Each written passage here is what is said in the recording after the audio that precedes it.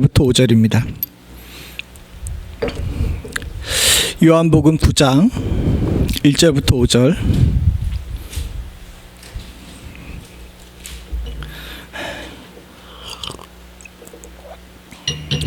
한 절씩 교독하겠습니다. 제가 먼저 1절 봅니다. 예수께서 길을 가실 때에 날때부터 맹인된 사람을 보신지라. 물어 이르되 라비여, 이 사람이 맹인으로 사는 것이 누구의 잘못이니까? 제가 그의 부모니까. 예수께서 대답하시되 이 사람이나 그 부모의 죄로 인한 것이 아니라 그에게서 하나님이 하시는 일을 나타내고자 하심이라.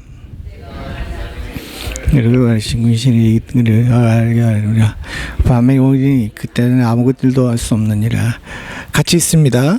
내가 세상에 있는 동안에는 세상의 빛이로다. 아멘. 평상시 잘 보지 못했던 본문을 가지고 말씀을 전하게 됐죠. 사실은 이 말씀 뒤에 나와 있는 실로암 못에 가서 씻으라는 내용을 통해서 맹인이 눈뜬 일에 우리가 집중하는 설교를 많이 하게 됩니다.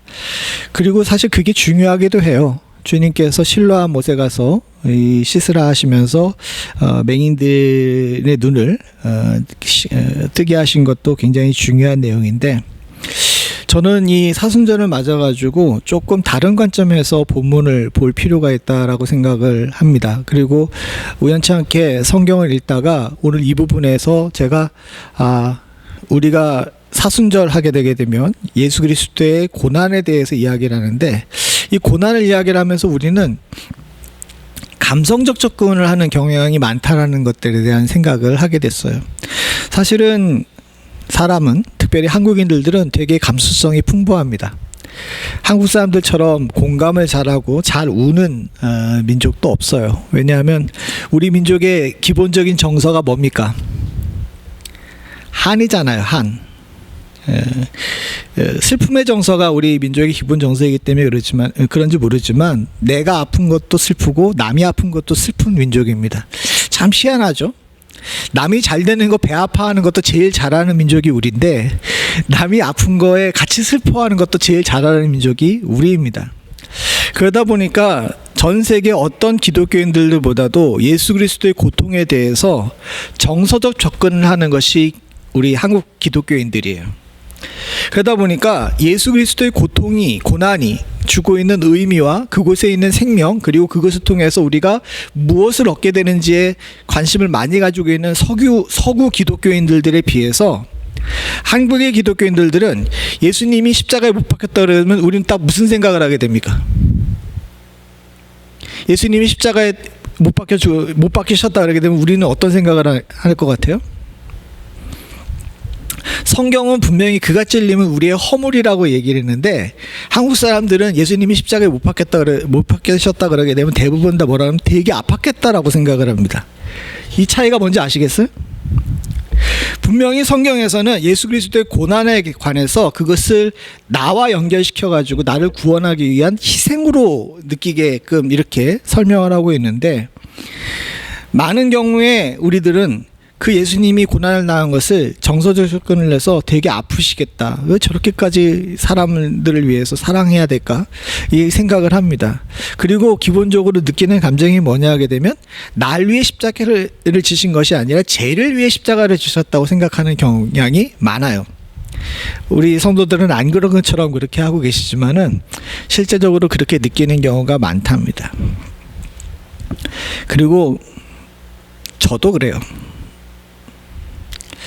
근데 이번 주 내내 말씀을 보다가 여러 말씀을 보고, 또 특별히 새벽 예배 때 시편 28편서부터 31편까지를 쭉 설교를 하면서 묵상하던 가운데 이거는 꼭 짚고 넘어가야 되겠다라는 것들에 대해서 생각을 해보게 됩니다.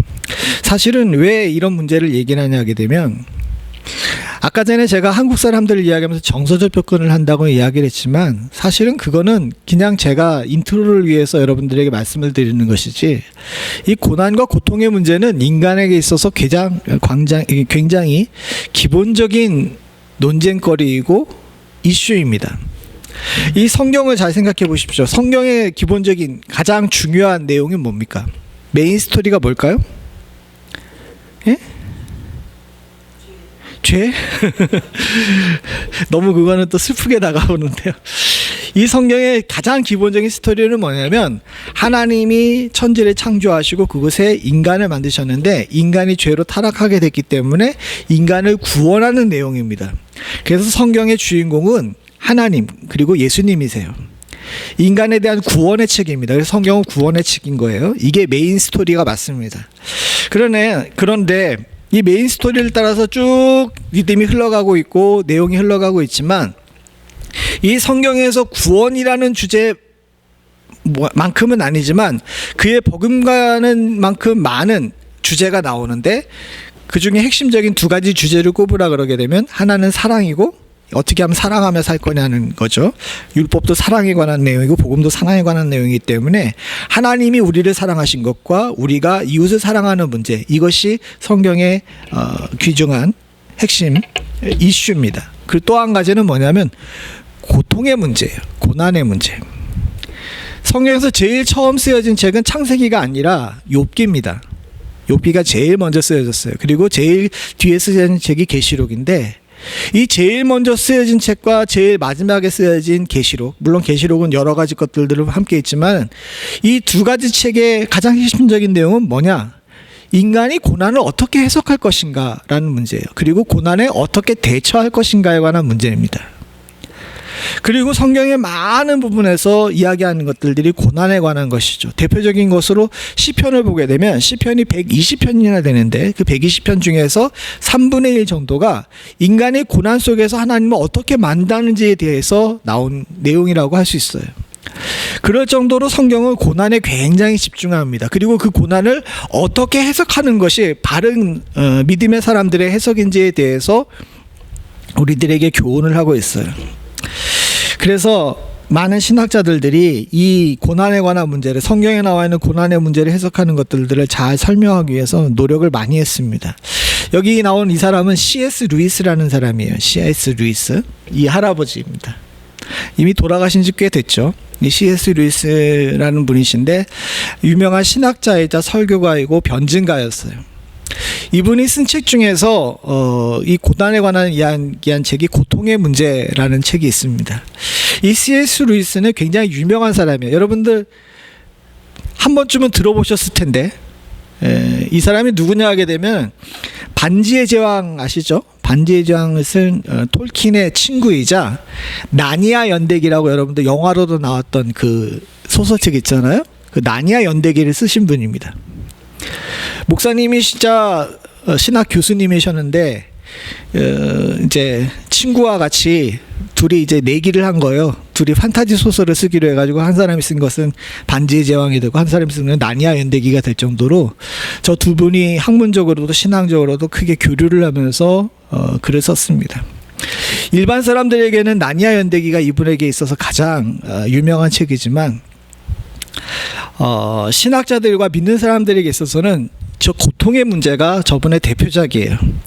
얼마나 대표작인지 이거 다 아시겠지만 이 제목이 나온 다음에 밑에 뭐라고 되어 있어요? C.S. 루이스 협회와 저작권 계약을 맺은 정식 한국판이라고 나왔습니다. 그 얘기 뭡니까? 이 정식 한국판이 나오기 전에 해적판이 있었다는 거죠. 아주 오랜 시간 동안 한국에 해적판이 있어가지고 많은 신학자들과 신학도들이 저 책을 읽었습니다. 저도 해적판을 읽은 사람 중에 하나예요.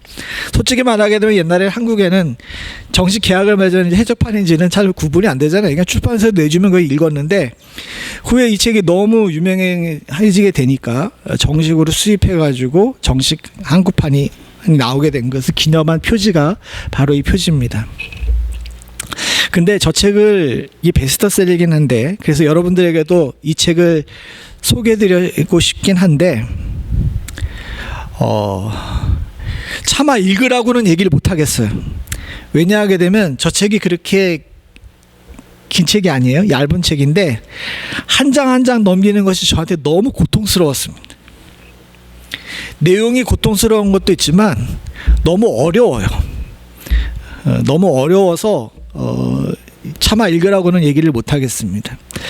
솔직히 말하게 되면 다 읽고 났는데 나름 저도 책을 잘 읽는 사람 중에 하나인데 정리도 잘 안 됐었어요. 물론 정식 한국어판이 나온 다음에 조금 좀 괜찮아졌다라고 이야기를 하는데 해적판은 좀 번역도 좀 그랬었거든요. 어쨌든 저 책을 쭉 읽고 나서 내가 느낀 것은 참 고통의 문제는 어렵다라는 거였어요. 그런데 참 다행스럽게도 얼마 전에 제가 저 고통의 문제에 관해서 다시 이렇게 책을 찾아보던 중에 한 분이 저 고통의 문제를 정말 잘 요약해 놓은 것을 찾게 됐습니다. 그래서 여러분 저 책을 읽으라고는 얘기를 못 하겠어요. 읽고 싶으시면 읽으셔도 돼요. 책값은 안 비싸. 근데 책임은 안 집니다. 얼마나 힘들지는 책임은 안 질 텐데 저 책에 대해서 요약을 했는데 제가 공감할 만큼 아주 잘 요약을 한 것이 6가지로 저 책을 요약을 해놨습니다. 저 책의 내용 핵심이자 성경에서 말하고 있는 고통의 문제에 대한 가장 잘 요약된 부분이라고 생각을 해요. 인간이 고통을 어떻게 바라봐야 되느냐? 첫 번째는 하나님이 그 고난을 통해 우리에게 말씀하신다라고 이야기를 하셔야 돼요. 즉 고통이라는 것이, 고난이라는 것이 C.S. 루이스도 성경에서 얘기하는 것도 그렇고 톰 라이트를 비롯해서 요즘에 학자들도 다 같이 이야기하는 건데 하나님이 우리와 대화하시는 방법이라는 거예요. 왜? 인간은 자극이 없으면 귓구멍이 열리지가 않는다는 겁니다. 귀를 열리게 하게 만들고 눈을 뜨게 만들기 위해서는 뭔가 자극이 있어야 되는데 그 자극이 우리한테는 고통으로 다가온다는 거예요. 두 번째는 뭐냐면 고난을 통하여 우리의 성품을 바꾸어 주시고 성장하게 한다라는 것입니다. 고난이라는 것은 성경적 고난의 의미는 죽이고자 하고 있는 고난이 아니라 성장을 위한 고난이라는 것을 우리가 알아야 된다는 거죠. 세 번째 같이 읽어보죠. 시작.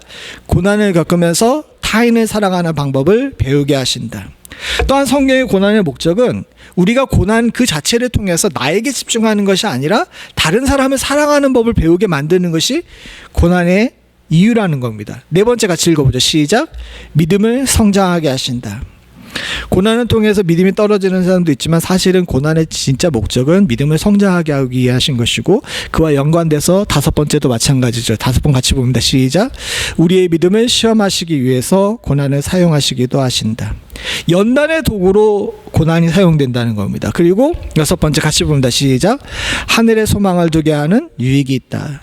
이 땅의 것보다는 하늘의 소망에 유익을 두는 그 목적으로 고난을 허락하신다는 겁니다. 6개 다 여러분들 동의를 하시고 다들 익히 아시는 내용이죠. 예. 그래서 저는 이분 누가 이 정리를 하셨는지는 정확하게 밝히질 않아서 잘 모르는데 참 책 내용을 잘 정리했다라는 생각이 들고 책은 읽지 않지만 이 6가지는 한번 우리가 기억해 볼 필요가 있다라고 생각을 합니다. 그런데 이렇게 우리가 고난을 머리로 분석하고 잘 이해하고 있긴 하지만 실제적으로 막상 고난을 당하게 되면 저게 다 기억이 나요, 안 나요? 여러분들 고난을 당하면 저게 기억이 나요, 안 나요? 인원이 적어서 대답이 없는 것이 아니라 대답하기 힘든 질문을 해가지고 대답이 잘 안 나오는 것이죠. 저도 마찬가지입니다. 고난을 당하게 되면 저기 나와 있는 저 규칙들 6가지의 대명제들이 하나도 생각이 안 납니다. 그냥 아파요. 힘들고 아프죠. 그래서 그런지 오늘도 마찬가지입니다. 오늘도 주님께서 길을 가다가 한 소경에게 집중을 하셨어요. 주님께서 그딸을 보셨다라고 이야기를 합니다. 예수님께서 한 소경을 보니까 제자들도 예수님이 시야가 거기에 고정되는 것을 보고 거기에다가 이렇게 눈길을 두게 되죠. 그 눈길을 둘 때에 이 제자들이 예수님에게 묻습니다. 선생님, 저 사람은 소경인데 누구의 죄 때문에 저렇게 됐습니까? 라고 물어봐요. 우리가 여기서 고통을 바라보는 우리의 시선이 어떤지를 생각을 해보게 됩니다. 아까 전에 나와 있는 그 C.S. 루이스의 고통의 문제에 대한 정리가 되어 있는 것은 성경적으로 이성적으로 잘 정리되어 있는 것이에요. 머리로는 그렇게 이해를 하죠. 그러나 우리의 일반적인 시선, 우리들의 시선은요, 여기 나와 있는 이 소경을 바라보는 제자의 시선과 다를 바가 없습니다.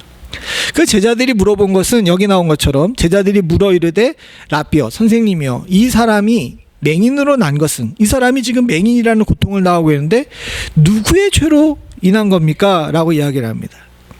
여기서 우리는 인간이 고통을 바라보는 두 가지 시선을 볼 수가 있어요. 첫 번째는 뭐냐? 그 고통 그 자체에 집중을 합니다. 사실 아까 전 C.S. 루이스가 얘기한 것처럼 하나님께서 고통을 주신 것은 그 고통에 집중하라는 것이 아니라 그 고통 너머에 있는 하나님께 집중하라고 얘기를 하신 거거든요. 근데 우리는 다 어디에다 집중합니까? 아픈 거 그 자체에 집중을 하잖아요. 주님께서는 이 맹인을 보시면서 그 맹인을 통해서 이루신 하나님의 역사를 갖다가 보고 계신데, 제자들은 그 맹인 그 자체가 당하고 있는 눈이 어두워진 그 문제에만 집중을 하고 있는 겁니다. 우리가 고통의 문제를 잘 해결하기 위해서는요, 사랑하는 성도님들, 우리의 눈부터 바꿔야 돼요. 우리의 눈이 우리의 아픈 부분, 나를 찌른 부분, 이 부분에만 집중하게 되면요, 절대로 그 고통에서 벗어날 수가 없습니다. 고통의 문제를 잘 해결하기 위해서는 사랑하는 성도님들과 제가 눈을, 시야를 좀 더 넓게 갖고 높이 들 필요가 있습니다. 성경에서 이야기를 하죠. 눈을 들어 하늘을 보라라고 이야기하는 이유가 뭐냐? 눈을 들어서 나를 보고 이 땅을 보면서 내 고통과 인생의 무게에만 집중하게 되면요, 인간은 절대로 고통에서 해방될 수가 없다는 거죠. 욥기를 보면 알 수 있습니다. 욥기를 보게 되면 처음부터 끝까지 쭉 내용을 쭉 보게 되면 앞부분에는 욥이 얼마나 아픈지, 또 얼마나 괴로운지, 그의 마음이 얼마나 힘든지에 대해서 쭉 나와요. 그러나 욥기가 쭉 진행돼서 마지막으로까지 가게 되면 그 욥이 당하고 있는 고통과 고난에 대한 이야기는 나오지 않습니다. 욥기 후반부에 가면 갈수록 나오는 그 내용의 핵심은 사람이 하나님과 어떤 관계를 맺을 수 있고 하나님은 사람을 어떻게 대하시는지에 대해 집중하게 돼요. 그러면서 욥이 고난에서 해방되게 됩니다. 사랑하는 성도님과 저도 이 땅에 사는 동안에 고통을 많이 당하게 돼요. 특별히 제가 이 고난에 대해서 이번 주에 많이 생각하게 된 것은, 개인적으로 좀 몸이 힘든 것도 있지만 세상이 너무 힘들어요. 솔직하게 말씀드려보죠. 이란에서 지금 전쟁을 하고 있습니다. 근데 이란에 전쟁을 하는데 뭐 학교에 떨어져 가지고 여자애들이 많이 또 죽고 또 일반 민간인들이 피해를 당합니다. 그럼 우리는 생각해요. 저 사람들이 지금 전쟁 속에서 죽임을 당하는 것은 무엇 때문이고 누구의 잘못 때문인가 라고 이야기를 하면서 거기에만 집중하죠. 그리고 거기에 책임질 사람들에 대해서 이야기를 합니다. 러시아 우크라이나 전쟁도 지금 4년째 돼가고 있어요. 러시아 군인은 100만, 우크라이나 국민은 60만이 죽었답니다. 우리도 모르는 사이에 지구 한 구석에서 그렇게 수없이 많은 사람들이 하루에도 몇천 명씩 죽어가지고 그렇게 누적해서 사망자가 나왔어요. 그럼 우리는 생각을 합니다. 저 사람들이 저렇게 죽는 것은 무엇 때문일까? 사실은 인간은 역사상 많은 부분에 있어서 이런 부조리하고 악한 일들을 통해 가지고 서로에게 상처 주고 삽니다. 가정에서도 마찬가지예요. 가정에서 부부싸움을 하고 가정이 힘들어지게 되고 자녀들과 부모가 사이에 갈등이 생기고 이렇게 되게 되면 우리는 거기에 집중을 합니다. 왜 저런 관계가 생겼을까? 왜 저런 문제가 생겼을까라고 생각을 하면서 거기에 집중하는데, 안타까운 이야기지만 그렇게 그 사건과 그 아픔과 그 관계에만 집중하게 되면 거기에 매몰돼서 헤어나올 수가 없어요.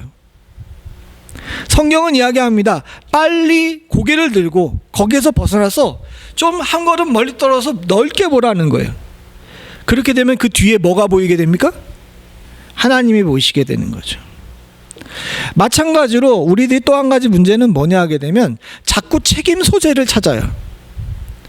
고통을 당하게 되면 고통 그 자체에만 집중하는 것뿐만 아니라 이 고통의 책임이 누구에게 있느냐라는 것들에 대해 집중하게 됩니다.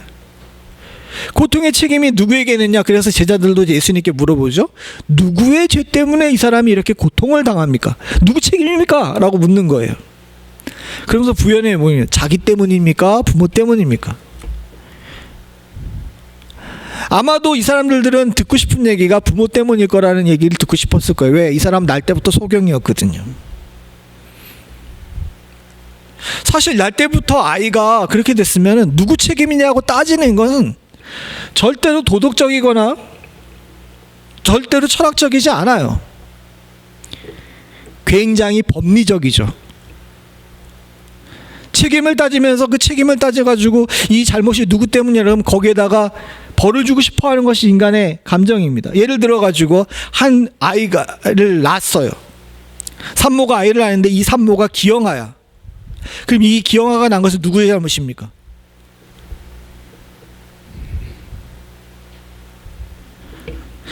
요즘에는 시대가 많이 발전해서 이 아이가 앓고 있는 병이 무엇인지, 그리고 이 아이가 이 기형을 낳게 된 것이 X염 색체에서 나온 것이 Y염 색체에서 나온 것인지 따라가지고 아빠의 책임 또 엄마의 책임 이런 거 따지면서 부부싸움 합니다. 그리고 또 책임 소재를 물어가지고 당신 때문에 애가 이렇게 나와서 이런 얘기들 하죠. 그게 뭔 의미가 있어요? 그런다 그래가지고 그것이 문제가 해결이 됩니까? 그렇지 않다는 거죠. 왜 성경에서 여기에 이 문제에 이 제자들의 이야기를 하면서 우리들에게 이 부분에 대해서 다시 생각해 보라고 이야기한 것은, 인간이 고통의 문제에 대해서 이 책임이 누구에 있느냐고 따지는 것은 결코 도움이 안 된다는 것을 우리들에게 이야기해 주고 싶은 거예요. 사랑하는 성도님들, 저와 여러분들이 당하고 있는 고통도요, 이 고통이 어디서부터 하고 누구 책임인지를 따지는 거 아무런 의미가 없다는 사실을 여러분 잊지 마시기를 바랍니다. 그래 봐야 미움만 생기고 감정의 찌꺼기만 쌓이게 돼요. 제자들의 이런 무식하고 믿음이 없고 저차원적인 질문 앞에서 주님께서 하신 대답은 3절에 나온 것처럼 이것은 누구의 책임도 아니다 라고 이야기를 하면서, 그렇게 물어보는 것 자체, 이 질문 자체가 잘못됐다라고 주님께서 말씀하고 계시는 겁니다. 사랑하는 성도님들, 저도 여러분들도 고난에 대해서 다른 시각을 가질 수 있는 은혜가 있기를 소원합니다. 고난 그 자체에 집중하거나 이것이 누구 책임인가를 따지기 시작하게 되면 인생은 결코 이 인간의 늪에서 헤어나올 수가 없어요. 주님은 그런 것들을 따지기를 원하시는 것이 아니라 인간 넘어 성도로 살기를 원하시는 줄로 믿습니다. 성도가 뭡니까? 거룩한 길을 걷는 사람들이에요. 예수의 제자 되어서 주님이 가신 길을 따르는 겁니다. 주님은요, 이 고난에 대해서, 그리고 고난을 가하는 사람들에 대해서 관심이 없으셨어요. 왜 주님께서 채찍질을 당하고 가시면류관을 쓰시는데도 불구하고 주여 저들은 저들이 하는 일에 대해서 잘 모릅니다 라고 이야기를 하면서 이 가해자들에 대해서 주님께서 깊이 생각하지 않으시는 이유를 우리는 알고 따라야 될 줄로 믿습니다. 조금 더 그리스도의 고난을 이성적으로 접근하실 수 있는 은혜가 있기를 소원합니다. 찔려서 아픈 것에만 집중하게 되면 누가 찔렀는지에 대해서만 생각하게 돼요. 그러나 그 찔림을 당한 당사자이신 예수님께서 그 찔림을 찌르는 자들에 대해서 관심이 없어요. 유대 군병이 찔렀는지 로마 군병이 찔렀는지 관심이 없습니다. 빌라도에서 죽임을 당했는지 유대 제사장들에 의해서 십자가를 지는지에 대해서 주님은 관심이 없으셨어요.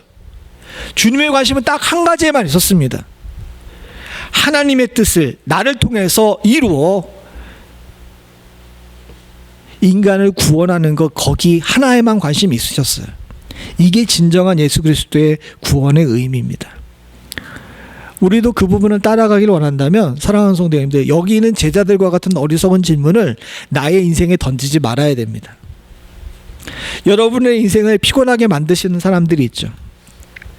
어느 부부 세미나를 가가지고 강의를 한 적이 있었는데, 여러분들을 제일 고통스럽게 만드는 사람은 누굽니까? 라고 이야기했더니 다 어떻게 하는지 알아요?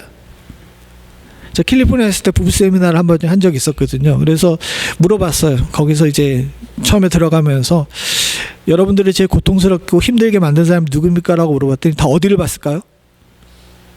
어디를 봤을 것 같아요? 다 옆을 봐.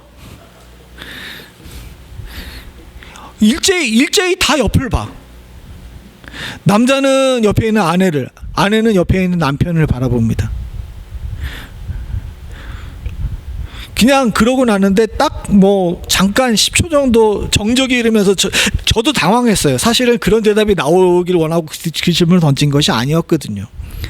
그런데 딱 5분, 한 10초 정도 지났는데 서로 되게 머쓱해 하면서 그냥 웃게 되더라고요.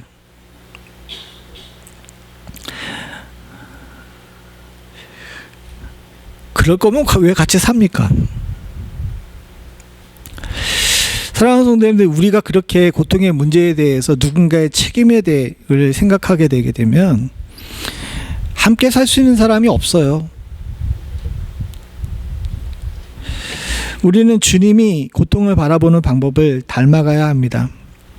예수님이 인류를 사랑하시고 당신을 찌른 자들마저도 용서하시고 사랑할 수 있었던 것은 저들의 칼을 본 것이 아니라 저들을 사랑하시는 하나님을 봤기 때문인 줄로 믿습니다. 우리도 마찬가지입니다. 여러분들의 고난을 바라보면서 인생의 무게를 너무 힘들어하지 마시고 이 고통 너머에 나를 사랑하시는 주님을 바라본다고 하게 되면 지금에 다가오는 고통과 인생의 무게도 주께서 우리에게 허락하신 또 다른 계단의 디딤돌 정도 된다는 것을 깨달을 수 있게 될 줄로 믿습니다. 그럼 이렇게 고난에 대한 시야가 바뀌게 되면 그 다음에 어떻게 해야 되느냐? 예수님께서는 두 가지로 이 고난을 당한 사람들이 해야 될 것들에 대해서 이야기를 해요. 고난을 잘 해석하려고 그러게 되면 고통 앞에 선 우리는 어떻게 해야 될 것인가에 대해서 생각을 해봐야 됩니다. 고통 앞에 선 내가 아니라 우리 공동체는 어떻게, 즉 넓게는 어떻게 해석을 해야 되는지 고통을 이야기를 하면서 3절에 이렇게 말씀하시죠. 예수께서 대답하시되 이 사람이나 그 부모의 죄로 인한 것이 아니라 그에게서 하나님이 하시는 일을 나타내고자 하심이라. 고통을 만나게 되면요, 고통 앞에 선 우리는 고통을 어떻게 해석해야 되냐면 이 일을 통해서 하나님이 무슨 일을 하시려고 하지? 라는 것에 대해서 관심을 가져야 된다는 거예요. 이거 굉장히 중요한 얘기입니다. 예를 들어서 지금 전쟁이 일어나고 있습니다. 제가 실제적인 예를 들기 위해서 전쟁 얘기 자꾸 하는데, 전쟁이 일어나게 되면요, 우리는 아까 전에 얘기했지만 가해자가 누구고 피해자가 누구고 이 일이 어떻게 생겨나는 이런 분석하는 것들을 굉장히 즐겨요. 그리고 뉴스를 보게 되면 한국 뉴스나 미국 뉴스나 관계없이 그 부분에 대해서 누구 책임이냐에 대해서 책임 소재를 이야기를 하며 서로를 비난합니다. 그런데 믿는 사람이라면 그렇게 책임을 따지는 것도 중요하지만 진짜 중요한 것인데 뭐냐, 이 일을 통해서 지금 하나님께서 무슨 일을 하고 계시는지에 대해서 생각을 해봐야 된다는 겁니다. 아무도 거기에 대해 관심이 없다면 이건 성도의 길을 가는 것이 아니고 진짜 하나님의 제자, 하나님의 사람 예수 그리스도의 제자가 세상을 바라보는 눈이 아닙니다. 무슨 일이 생기든지 주님께서는 우리들에게 지금 하나님께서 무슨 일을 하고 계실지에 관심을 갖기를 원하셨어요. 현세의 예를 들었으니까 성경의 예를 하나 드리겠습니다. 성경에 보게 되면 마가복음 13장에 예수님께서 이런 말씀을 하세요. 7절 8절 같이 봅니다. 시작. 난리와 난리의 소문을 들을 때에 두려워하지 말라. 이런 일이 있어야 하되 아직 끝이 아니니라. 민족이 민족을, 나라가 나라를 대적하여 일어나겠고 곳곳에 지진이 일어나며 기근이 있으리니 이는 재난의 시작이니라. 주님께서 얘기하십니다. 넓은 의미에서 우리가 어떤 고난을 볼 때, 전쟁의 소리를 듣거나 재난의 소리를 들 때, 그 재난의 소리를 듣고 전쟁의 소리를 들 때 거기에 너무 집중해서 매몰되지 말라는 거예요. 왜? 그건 당연히 있어야 될 일이라고 이야기를 하십니다. 왜 당연히 있어야 될 일이냐? 13절 같이 보죠. 시작.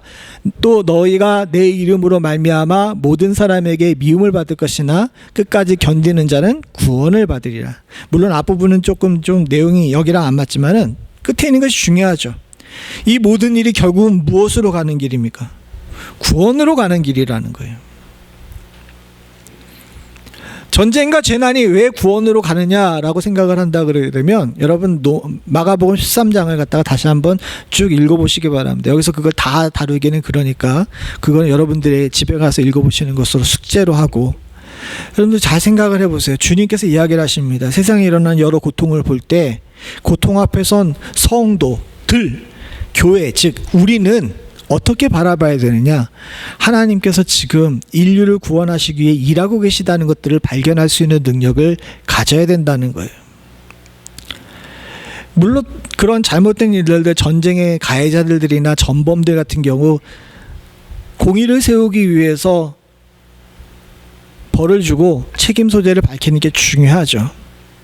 그거는 그거대로 하되, 진짜 우리들이 해야 되는 것은 저 난리의 징조들과 재난의 징조들을 보면서 스스로 겸비하며 마지막 때가 가까웠음을 알고 그 구원의 때, 주의 재림의 때를 준비할 줄 아는 지혜가 우리 가운데 있어야 된다는 겁니다. 그게 고난 앞에선 우리가 해야 될 일이에요. 근데 안타깝게도 저는 참 지난 5, 6년에 걸쳐가지고 주님께서 참 많은 이야기를 우리에게 했다라고 생각하는데, 솔직하게 얘기가 되면 교회들이 긴장을 안 하고 성도들이 긴장을 안 합니다. 전 종말론자는 아니에요. 주님이 오시는 때가 언젠지는 모르겠지만 종말론자는 아닙니다. 그건 분명해요. 그러나 빨리 오셨으면 좋겠다는 마음을 개인적으로 가지고 있어요. 근데 우리가 한 가지 확실하게 기억하셔야 되는 것이, 주님께서 지금 이렇게 하시는 것은 빨리 회개하고 주 앞에 돌아오라는 이야기임과 동시에 마지막 때가 가까웠으니까 준비하고 너의 면류관을 지키라 하시는 주의 경고라는 생각을 지울 수가 없습니다. 사랑하는 성도님들, 고통 앞에 선 우리가 이 세상에 일어난 일들을 보고 무엇을 해야 되는지에 대해서 잘 생각해 보세요. 고통의 원인이 누구에 있는지를 찾아보는 것이 아니라 이 고통을 통해서 주께서 내게 무슨 이야기를 하시는지에 대해 집중하는 사람이 주님께서 상 주시고 또 주님께서 찾아오실 때에 등불을 준비한 슬기로운 사서처녀와 같은 위치에 서게 될 줄로 믿습니다. 또 한 가지는, 아까 전에 고통 앞에선 우리를 본다 그러게 되면 지금은 고통 앞에선 나를 봐야 돼요. 즉, 나 개인은 고통 앞에서 어떻게 대처해야 되느냐는 거죠.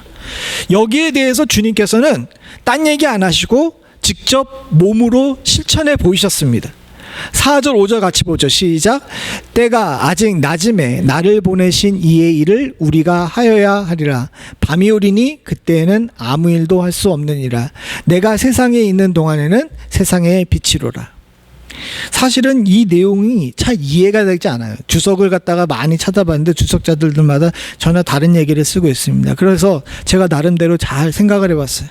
한 20번 정도 읽었던 것 같아요. 왜 갑자기 이런 튀는 이야기를 하셨을까라는 생각이 드는데, 앞에 나와 있는 이 모든 일은 하나님의 일이다라는 것과 연관돼서 생각해 보니까, 넓게 봐서 이 고난을 하나님 앞에서 어떻게 해석해야 되느냐를 봤다면, 이제 내가 이 일을 어떻게, 고난 앞에서 어떻게 대처해야 되느냐를 주님께서 말씀하시는구나라는 것을 깨닫게 됐습니다. 특별히 토요일날 새벽 예배를 준비하면서 금요일날 밤에 깨닫게 됐어요. 주님께서 말씀하시고 싶은 핵심은 뭐냐? 고통과 고난이 있더라도 네 할 일 하라는 겁니다. 여기 주님이 그러시잖아요. 내 할 일 해야 된다. 고난과 고통이 있어도 내 할 일은 해야 되겠다는 거죠. 많은 사람들이 고통과 고난을 받으면 넉다운이 되고 KO가 돼요. 그리고 거기에 눌려가지고 제가 할 일 잘 못합니다. 그러나 사랑하는 성도님들, 하나님께서 여러분들에게 주신 소명은 변개하지 않아요. 내가 남편으로서, 내가 아내로서, 내가 이 땅에서 교회의 집사와 장로와 목사로서, 권사로서, 그리고 이 땅에 사는 동안 여러분들의 직업적 소명을 통해서 여러분들에게 부여하신 여러 소명들이 있는데, 그런 것들은 주님께서 소명 주신 대로 다 받기를 원하시는 줄로 믿습니다. 근데 그 가는 길이 좀 순탄치가 않거든요. 때로 고통을 당하고 힘들 때가 있어요. 그래도 여러분들에게 맡겨주신 소명 앞에서 게을러져서는 안 됩니다. 주님께서 말씀하시는 내용의 핵심이 그거예요. 주님께서는 빛으로 이 땅에 오셨어요. 그게 주님의 소명이었어요. 근데 주님이 가시는 길에 거치는 것들이 너무 많아. 종교주의자들은 자꾸 태클을 걸고요. 무리들은 먹는 거에만 관심이 있고요. 제자들은 자질 쓰임에만 관심이 있어요. 3년 동안 주구장창 가르쳐도 제대로 따라온 사람이 없어. 그게 주님께는 너무 고통이었어요.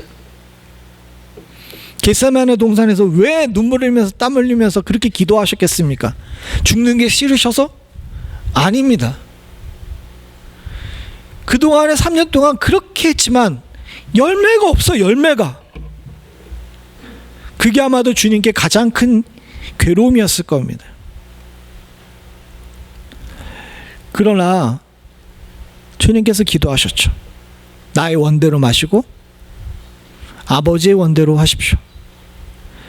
난 내 할 일 하겠다는 겁니다. 그리고 주님께서 할 일 하시기 위해 십자가 위에 올라가셨을 때 거기서 흘린 피와 땀이 구원의 씨앗이 되어서, 복음의 씨앗이 되어서 지금 인류를 구원하는 역사를 이루셨고, 우리도 예수의 제자라고 감히 입에 올리면서 주님의 모습을 조금이라도 닮아가려고 노력하는 생활을 하고 있는 줄로 믿습니다.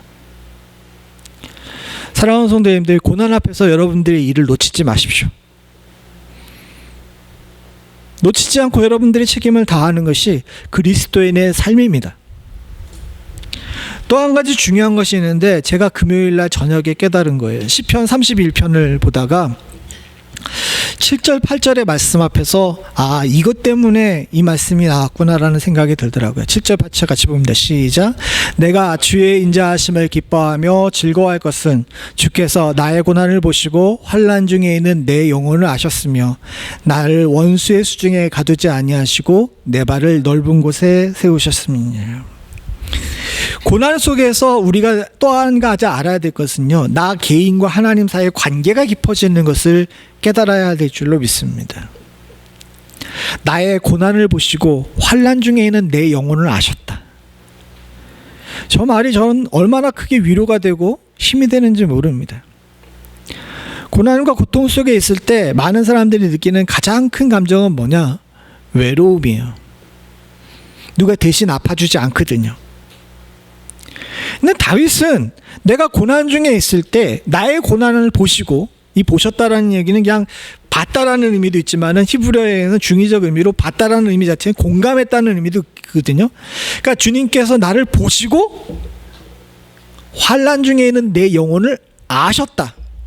아셨다는 일체시켰다는 얘기입니다.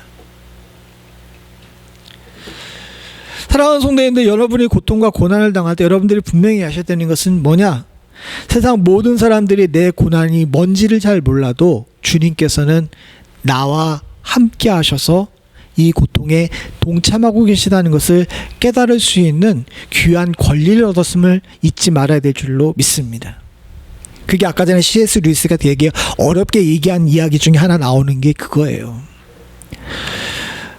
우리가 이것을 알게 되면요, 고난이 마냥 슬프지 않아요.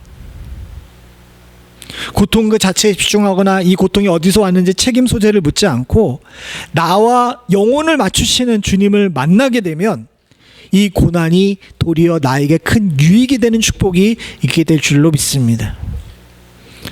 여러분들은 이 혼란한 시대 가운데, 고통의 시대 가운데 주님이 내 영혼을 아시는 이 복된 은혜를 체험함으로 말미암아 고난조차도 유익으로 만드시는 믿음의 사람들 다 되시기를 간절히 소원합니다.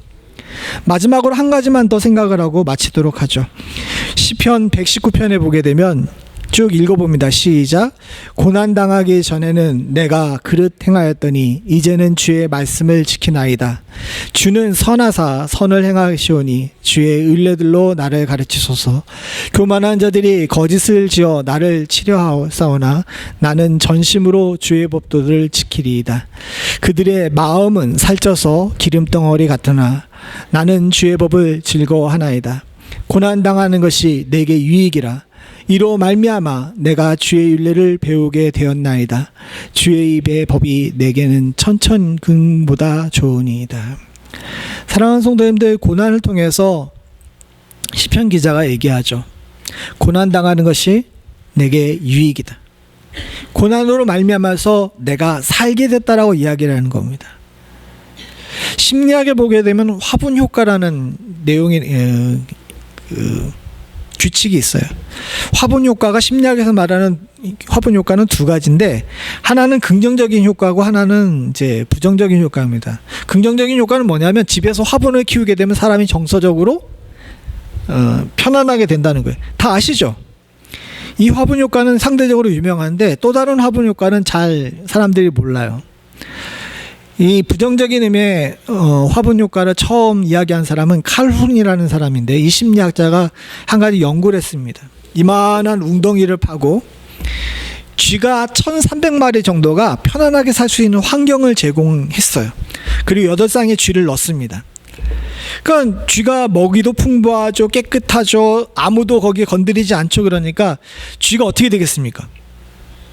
네? 1300마리가 할 수 있는 커다란 웅덩이였으니까 쥐가 어떻게 됐을까요? 막 새끼를 치겠죠. 막 새끼를 쳤는데, 그래서 사람들은 생각할 때 1300마리 정도 잘 살 수 있는 공간을 마련했으니까 1300마리 정도까지 쥐가 다 찰 줄 알았어요. 근데 어떻게 됐을까요? 한 3300마리 정도 살 수 있는 그 공간에 다 넣었는데 2200마리 정도 넘었을 때부터 문제가 생기기 시작했습니다. 쥐가 더 안 늘어. 쥐가 더 안 늘면서 무슨 문제가 생겼냐 하게 되면, 수컷쥐는 경쟁자 수컷쥐를 갖다가 물어 죽이기 시작했어요. 이 좋은 환경에서 암컷들을 독점하고 싶어서. 암컷들은 애 낳는 것을 거부하기 시작합니다. 애 낳는 것을 거부하기 시작해요. 그러면서 수컷들이나 암컷들이랑 하는 행동이 뭐냐? 자기 구역을 정해놓고 거기서 자기를 치장하는 일에만 집중하기 시작합니다. 털을 고르고 먹이만 이렇게 하고 다른 쥐들과 관계를 갖다가 끊게 돼요. 이게 결국 어떻게 되느냐 하게 되면 멸종해요.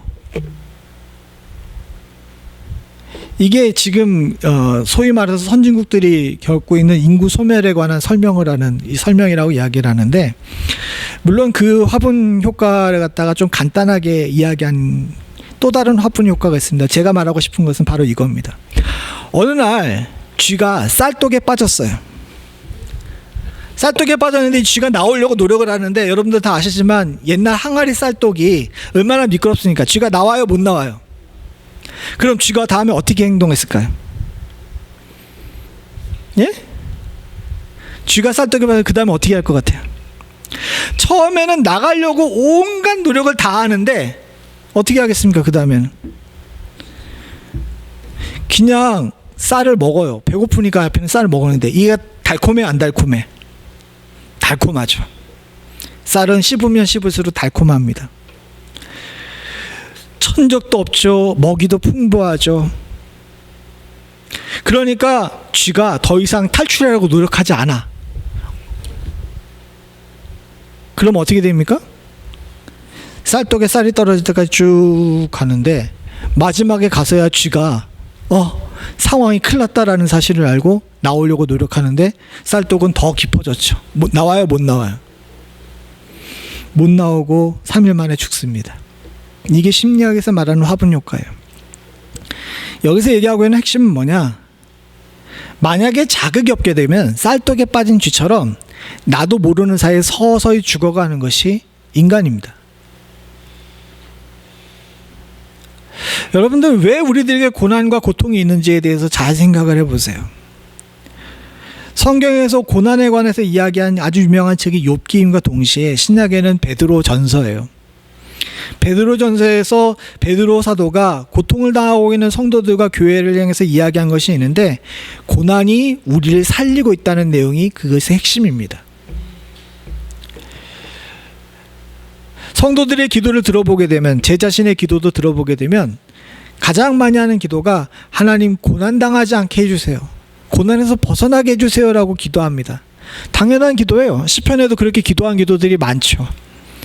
그러나 한편으로는 사랑하는 성도님과 제게 있어서 고난을 감사하고, 이 고난이 내게 유익이고, 이 고난을 통해서 내가 주님을 더 배우게 됐다는 사실에 대해서 하나님께 영광을 돌릴 줄 아는 기도도 같이 필요하다는 사실을 잊지 않으셔야 될 줄로 믿습니다.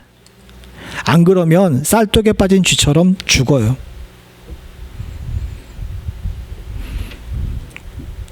주께서는 오늘날도 우리들에게 여러 고난을 허락하셨습니다.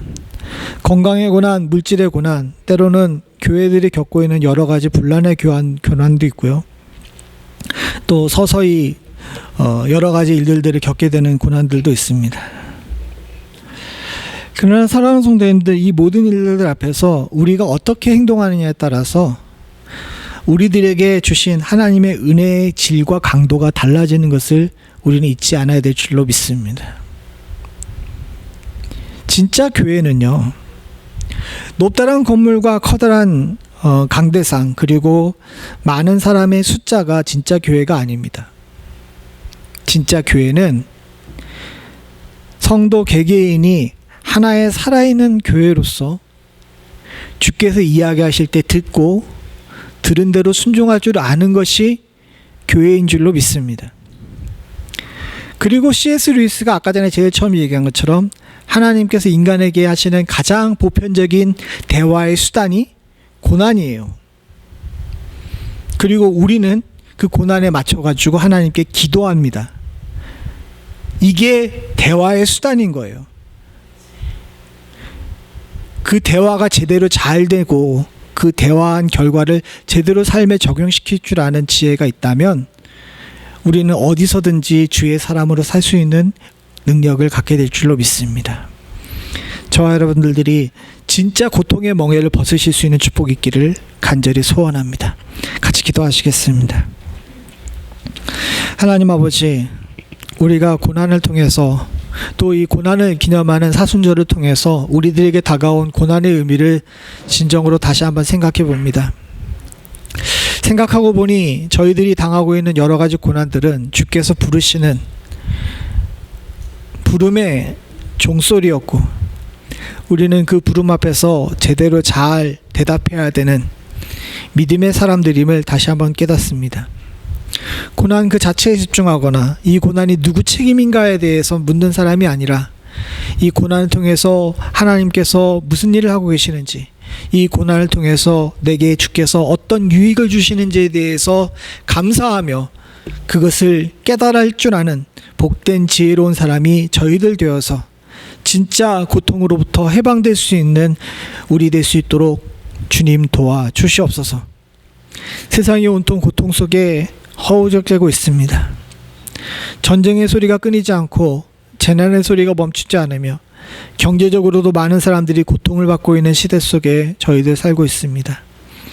믿음의 사람으로서 시대를 어떻게 바라봐야 되는지, 또 그리고 이 시대 속에서 주께서 우리들에게 무슨 말씀을 하시는지를 제대로 깨닫는 지혜로운 성도가 되기를 위해 간구하오니 아버지 하나님, 주의 사랑하는 성도, 특별히 멤피스 연합장로교의 귀하고 복된 성도들은 주님께서 하시는 말씀을 귀 기울여 들을 수 있는 능력을 갖게 하여 주시옵소서. 이 말씀 속에서 주의 은혜와 성령의 축복이 있기를 간절히 소원합니다. 부족한 종은 아무리 노력을 해도 이거보다 더 쉽고 간단하게 전달할 수가 없음을 주께 고백합니다.